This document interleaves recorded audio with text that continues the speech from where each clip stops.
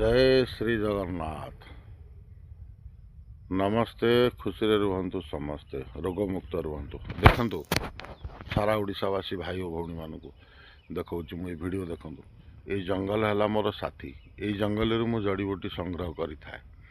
आज मु गोटे बतईबी मेडिसिन विभिन्न प्रकार लोक बहुत प्रकार फेसबुक रे यूट्यूब रे छाड़ुचंदी।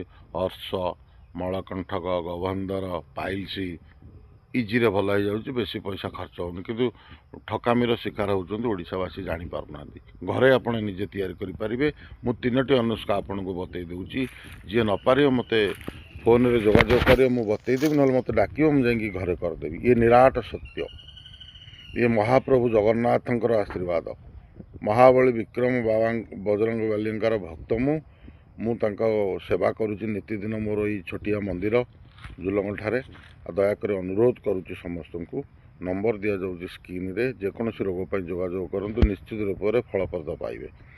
ये मोर जगन्नाथ बहुत विश्वास भरोसा अच्छी बाबा। जय जगन्नाथ, जय सीताराम लक्ष्मण हनुमान की जय।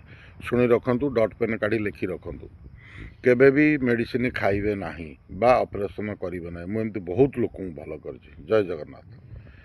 गोटे कदली, कंचा कदलीर उपर चोपा छड़ेदेवे, पीस पीस काटिदेवे। 5टा गोलमरीच, 5टा लवंग देसी गाई क्षीर रे शिଳରେ बाटिबे। बाटिकी ताकू सेवन करेंगे। धला मल्ली फूलर पत्र 7-8टा खंडे आणवे, हाथ में चकटी देवे। सेटा नाल अंश बाहर। जो जगार मलकंटक होती से जगार राति लगे शोई पड़े। एमती जदि आप 7 दिन करदेवे ये अनुष्का, ये धीरे धीरे भल हम। 7 दिन जगार 21 दिन करूँ कि मसे भितर भल हम। आउ गोटे हूँ 5टा गोलमरीच, 5टा लवंग, आउ रहा बर अगी 5टा। आपको कंचा गाई क्षीर रे बाटिदेवे शिଳରେ। आपको प्रत्येक दिन सकाळु सेवन करेंगे। सेमती गेंडू फूलर पत्र को हाथ में चकटी देकरी से आमर से जो रक्त पड़ुची से जगार बोलीदेवे। सकाळु राति बोलीदेवे, सकाळु धोईदेवे। एटा भी गोटे है। आउ गोटे उपाय मुझे आपको बतईदेवी। वीडियो बहुत लंबा है। जय जगन्नाथ।